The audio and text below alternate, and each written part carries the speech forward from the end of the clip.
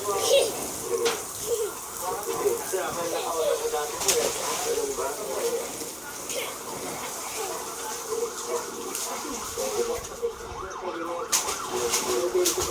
Thank you po. Anong nilalakad mo? Ano daw ba yun? Ay, tama yan. Mahuli kayo. Akbe mo. Tama lang, mahuli ka. Buti nahuli ka. Ano, madam, para matuto, mahalaga ang seatbelt. Pero kung handa nang mamatay, huwag mag-seatbelt. Wala. Say sorry mama. Say sorry mama. Thank you. Thank you po. Thank you na lang. Ladies first. Ah, ikaw pala. Anong lakad niyo dyan? Pakipatansa po.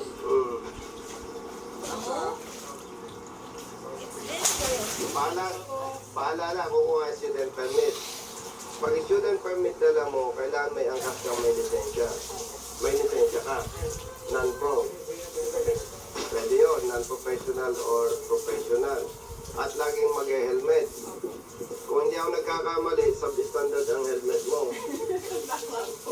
Pumunta ka sa Cavite, bibigyan kita ng helmet.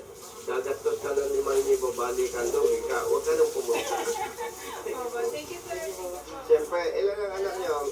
Tatlo po, all boys. Mahal mo, siyempre. Papalitan mo na. Yung helmet, hindi siya. O sige, mag-helmet ha. Tapos, kapag nakatsinelas, ang rider, 2,000 multa. Bigyan mo ha.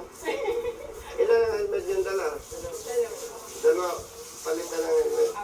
Kung medyo, siyempre, nagigipit tayo, brother Matt, kung minsan, ang pinakasimpleng diskarte, ibenta mo ang motorsiklo, bili kang helmet. Safe yun, tama na. Sigurado safe yun. Pag-commute na lang muna. Oo ha. Kasi ito, brother Matt, pag bumagsak ang rider, malamang basag ito. Mas maganda rin ito, dinataya. Kaya na, palit kayo ng helmet.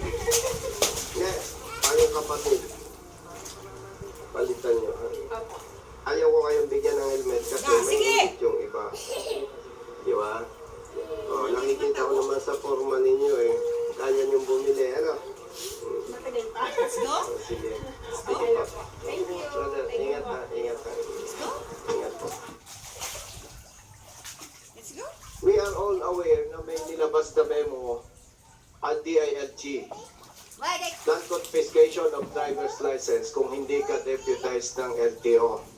Mr. Chair, hindi po natin yun ini-enforce ngayon because the position of Manila is we have our own ordinance which specifically states that we can confiscate licenses. Stand ang position ng City Government of Manila. Parang gusto nating sabihin, mali yata yung memo ng DILG. Kung ang City Government of Manila ay marunong sumunod at nire-respeto ang DILG memo, hindi dapat nagsasuffer ng ganito, Mr. Chair, ang mga motorista. Ang impression ko dyan, titag eh, I strongly believe na yan ay hindi tama, hindi makatao. By the way, Mr. Chair, gusto lang po akong itanong sa FTPB. Sige po, oras ng musika. Thank you, Mr. Chair. From FTPB or official from the City Government of Manila, we are all aware na may nilabas na memo at DILG. Non-confiscation of driver's license kung hindi ka deputized ng LTO. And almost all LGUs within Metro Manila nag-comply. My question, Mr. Chair, is, ang Manila po ba, City Government of Manila, sumusunod na at nag-comply na doon sa memo ng DILG, particular doon sa non-confiscation of driver's license, Mr. Chair. From the FTPB, Ikaduha na ng tubig sa... Mr. Chair, ang Manila po ay bibigit po tayo sumusunod sa ano. Kasi sa pagkakaalam ko po, ang dapat po yung ating city legal. related to this matter? Sige, Attorney Liato. Mr. Chair, hindi po natin